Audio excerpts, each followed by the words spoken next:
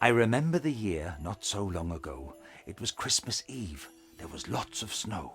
The silvery moon was shining bright like a jewel as I parked my sleigh outside a home in Liverpool. With my sack full of toys, I looked all around. I heard a cheeky giggle, a funny little sound. I looked behind the curtains. I looked behind the chair. And there I found a little boy, just standing there. He said, "All right, Santa, how's it going, la? So you're the big man in red, eh? Hey, you're like a superstar. I thought I'd stay awake tonight to see if you were real. Me mum says I've been a good lad, so here's the deal. I want to be a pop singer, a massive superstar. I want to be on the X Factor with an acoustic guitar, so be a good bloke. Give us a tambourine so I can practice in my room. I'll have a karaoke machine." Well, I said, "It's way past your bedtime and you should be in bed. If you carry on like this, you'll get a lump of coal instead. But I've read your lovely letter, and this is what it reads.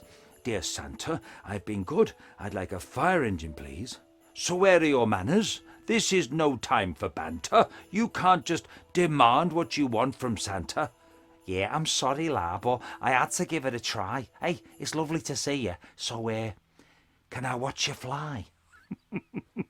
Well, as I sent him to bed, I placed his gift under the Christmas tree, had a nibble of a mince pie and a swig of the sherry, and then hopped into my sleigh and took off into the night and called back to the boy, "You must try more to be polite." Now, flying through the clouds, up high in the sky, with lots of toys and presents in plentiful supply, with a ho, ho, ho, and a cheerful Christmas rhyme, I landed my sleigh upon a rooftop in Newcastle upon Tyne. With my sack full of toys, I looked all around. I heard a little squeak. Oh, a strange little sound. I looked behind the sofa, behind the flat-screen TV, and there I found a little girl, just gazing back at me. She said, "All right, Santa, how's it going, mate? You want to stop eating those mince pies? You're getting overweight. I thought I'd stay awake tonight to see if you were real. Me dad says I've been a canny lass, so let's make a deal. I want a lovely little puppy, a cuddly cockapoo with a funny little squeaky toy, you know, something he can chew. And when I take him for a walk, I'm going to need a pooper scooper. And if you can't do that, I'll just have a laptop computer." Well, I said, "It's way past your bedtime and you should be in bed. If you carry on like this, you'll get a lump of coal instead. But I've read your lovely letter, and this is what it reads. Dear Santa, I've been good. I'd like a Barbie doll, please. A pet is not just for Christmas. It needs care consistently. You first need permission, and then you can ask me." "Oh, I'm sorry, Santa. I'll do exactly what you say. I'll go upstairs to bed now. I'm so excited for Christmas Day." As she went to bed, I placed her gift under the Christmas tree, had a nibble of a mince pie and a swig of the sherry, and then leapt into my sleigh and took off without fear. Be sure to ask your mummy before you write again next year. Taking flight into the night, Rudolph's nose shining bright, presents wrapped up in bows, secured nice and tight. The flight was very bumpy, but my landing, it was a corker, as I settled my sleigh upon a rooftop in the heart of Yorkshire. With my sack full of toys, I looked all around. I heard a little sniffle, a concerned crying sound. I looked under the table, behind the Christmas tree, and there I found a little girl, looking tearfully back at me. She said, "Hey up, Santa. Sorry I'm not in bed, but I had to tell this something too important left unsaid. Me mother's feeling poorly, and me father works away, and I want to make things better for all on Christmas Day. I want me mother to be healthy, and me father to be home, and to feel the Christmas spirit, not to feel so alone. Oh, there's a juicy mince pie in tin and a carrot for reindeer, and me mother said you'd really like a glass of mucky beer."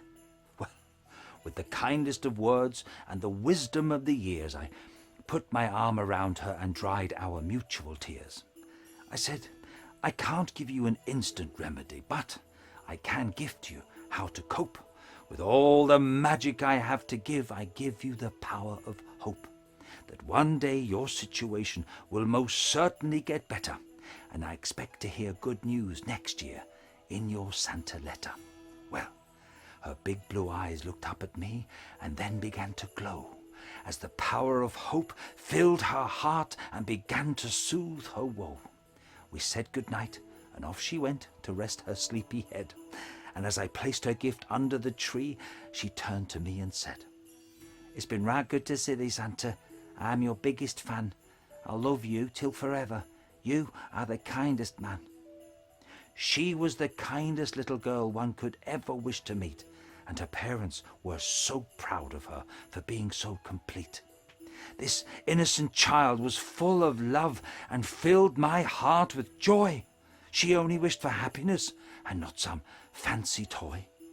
The following year I received her post, a beautiful handwritten letter, to tell me that her daddy was home, yes, and mummy was much better. And every year since that day I remember that beautiful child, how wonderful and kind she was, and how she made me smile. So, to all you children around the world, try to bear in mind, be grateful, good and hopeful, but most of all, be kind. And with this heartfelt message, I wish you all good cheer, to all a Merry Christmas. And don't forget the mucky beer. Merry Christmas, everyone. Good night. Ho ho!